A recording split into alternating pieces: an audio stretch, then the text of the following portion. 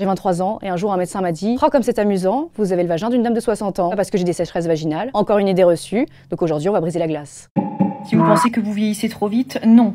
J'ai des sécheresses vaginales à 23 ans, ok? C'est bon pour vous? Bah ouais, nickel. Les sécheresses vaginales, ce n'est pas que pour les femmes ménopausées, d'accord? J'ai 23 ans et j'en souffre. Moi je m'en suis aperçue, en fait ça me brûlait, ça me grattait et puis je ne pouvais pas avoir de relation quoi. Donc j'étais handicapée du vagin. Le médecin m'a donc mise dans une position très inconfortable, hein, vous pouvez vous imaginer sans doute. Et il a observé mon intérieur féminin quoi. Et il a déclaré, je cite ces termes médicaux, « Oh comme c'est amusant, on dirait le vagin d'une dame de 60 ans. » Et bah c'est rassurant. Me dis pas des choses pareilles. J'étais là, ah super, mon vagin, j'ai 23 ans et il en a 60. Bah top. Vous avez juste une petite crème à appliquer et puis après c'est magique, c'est formidable. Le lendemain vous êtes une femme neuve. Il y a un souci parce que en fait c'est même pas mon médecin traitant qui a trouvé mon problème, c'était un remplaçant qui passait par là comme ça parce que mon médecin était en vacances. Si j'étais pas tombée sur ce médecin-là, peut-être qu'on m'aurait jamais trouvé mon problème et qu'aujourd'hui encore j'en souffrirais beaucoup. Je vais vous raconter la fois où ma vulve a triplé de volume et que j'ai fait un œdème de la vulve. Et oui, ce sont des choses qui arrivent à tout le monde, d'accord? Rassurez-moi que je ne suis pas la seule. J'étais avec un homme à ce moment-là, une de mes conquêtes finalement. Après notre petite affaire, j'étais assez mal en point d'en bas. Quelle ne fut pas ma surprise quand j'ai vu que ma vulve avait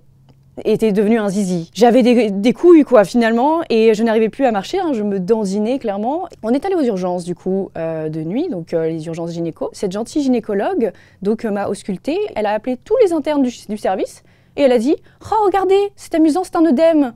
Voilà, vous comme ça, vous pouvez prendre des notes. Donc moi, je voulais juste que ça dégonfle et puis je me retrouve les jambes écartées avec plein de petits Dr Shepherd autour de moi qui étaient là. Oh, waouh!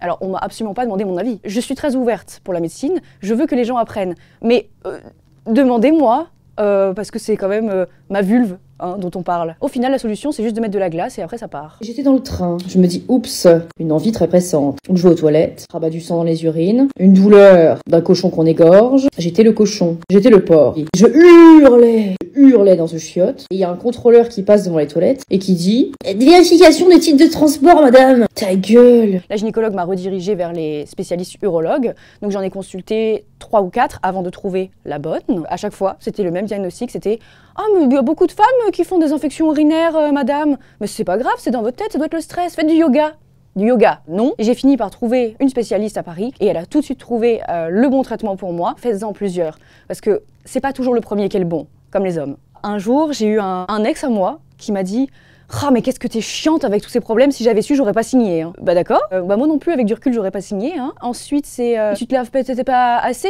Tu t'es lavé aujourd'hui? Oui, et justement, parfois, c'est dû à une trop grosse propreté venant de nous, qui donne notamment des mycoses. Qu'est-ce que j'ai eu d'autre? Une mycose vaginale, encore. Mais où est-ce que t'as traîné? Avoir des poils, c'est pas grave.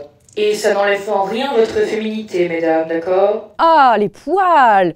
Mais quel enfer ce sujet! J'ai eu un ex, bah c'est toujours le même. Je l'attendais dans la chambre à coucher. J'étais prête à accueillir l'homme, et il m'a regardé comme ça, il a fait ah non, ça me dégoûte. Ah, je peux pas. Parce que j'étais pas assez épilée, tu ne supportais pas une once de poils. Alors désolé, mais tu ne supportes pas la femme. Heureusement que c'est un ex. On fait des erreurs dans la vie, vous savez. Je suis lesbienne, Marc. Tout le monde est lesbienne, Marina.